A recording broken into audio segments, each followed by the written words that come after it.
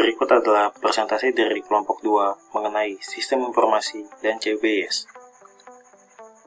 Adapun pembahasan pada topik video hari ini adalah 1. Mengenai definisi sistem informasi, 2. Komponen sistem informasi, 3. Toolbox sistem informasi, 4. Siklus hidup perkembangan sistem, 5. End user computing, 6. Computer based information system, dan 7 adalah macam-macam informasi.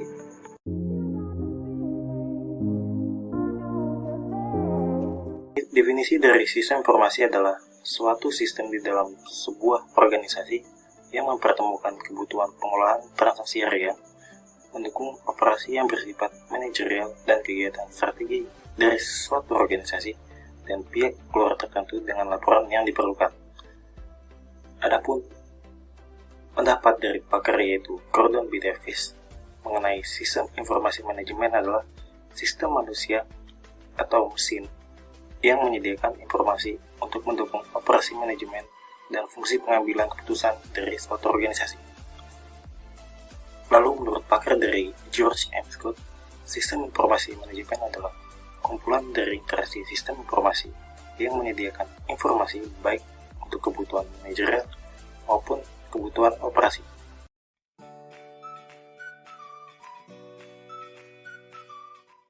Komponen sistem informasi terbagi menjadi 6 bagian. Yang pertama ada database atau basis data, merupakan tempat untuk menyimpan data. Contohnya itu seperti MySQL. Kemudian ada software, perangkat lunak. Selanjutnya ada hardware, perangkat keras yang merupakan perangkat keras yang dapat digunakan sebagai alat untuk mengakses informasi. Selanjutnya ada prosedur, kemudian personil. Personil ini merupakan orang atau manusia yang jadi penggerak utama dalam akses sistem informasi. Dan yang terakhir ada jaringan komputer.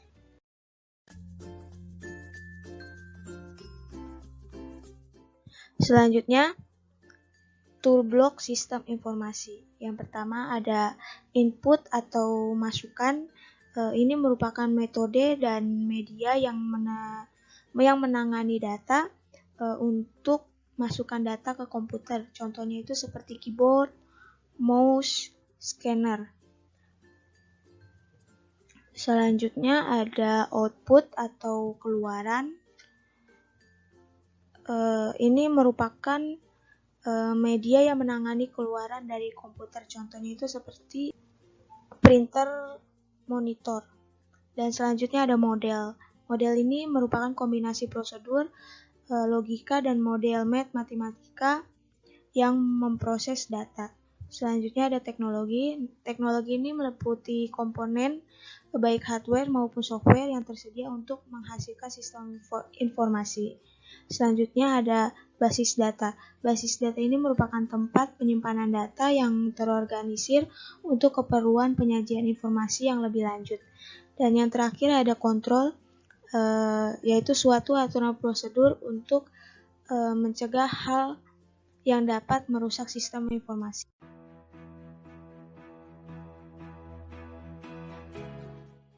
Kemudian siklus hidup pengembangan sistem adalah proses evolusioner yang diikuti dalam menerapkan sistem subsistem informasi berbasis komputer. Yang terakhir, tahapan siklus hidup pengembangan sistem. Ada perencanaan atau planning, kemudian ada analisa, kemudian ada perancangan, selanjutnya penerapan, dan yang terakhir ada penggunaan.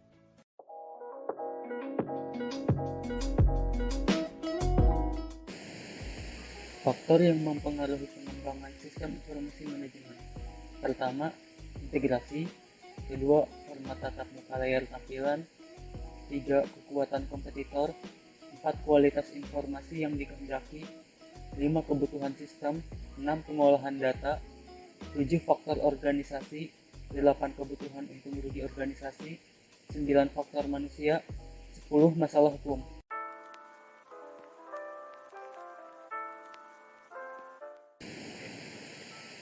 EUC atau End User Computing adalah suatu lingkungan yang memungkinkan user secara langsung dapat menyelesaikan sendiri persoalan-persoalan terhadap kebutuhan informasi.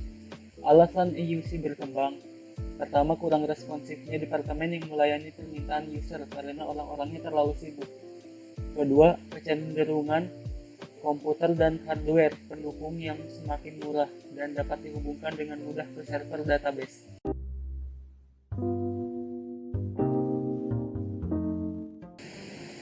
User adalah pegawai perusahaan yang sepenuh waktu bertanggung jawab mengembangkan dan memelihara sistem berbasis komputer.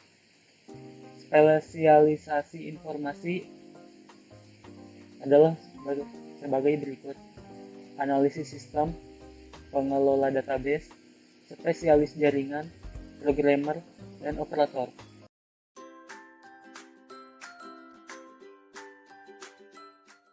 Computer-Based Information System. Seluruh aplikasi program komputer atau lebih dikenal dengan software di bidang bisnis tersebut lebih dikenal dengan istilah sistem informasi berbasis komputer atau Computer-Based Information System.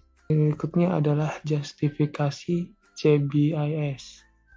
Yang pertama adalah pemakai, lalu akan disalurkan ke analis sistem, pengelola database dan spesialis jaringan, selanjutnya disalurkan ke programmer, lalu operator, dan yang terakhir komputer. Lalu akan disalurkan ulang kembali ke arah pemakai.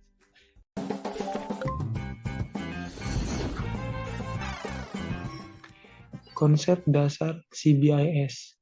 Kita menggunakan istilah Sistem Informasi Berbasis Komputer (CBIS) untuk menggambarkan 5 subsistem yang menggunakan komputer yang menyediakan informasi untuk pemecahan masalah.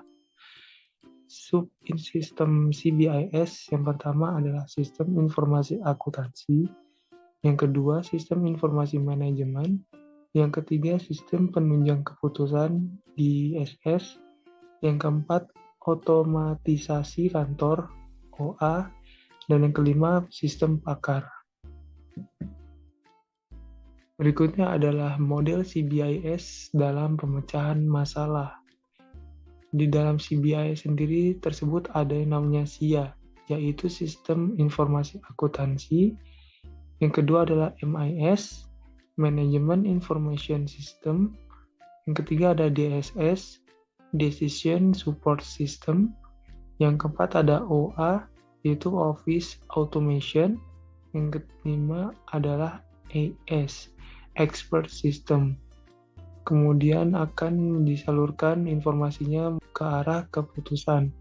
Keputusan ini adalah turunan dari sebuah masalah yang lalu dirubah menjadi pemecahan masalah.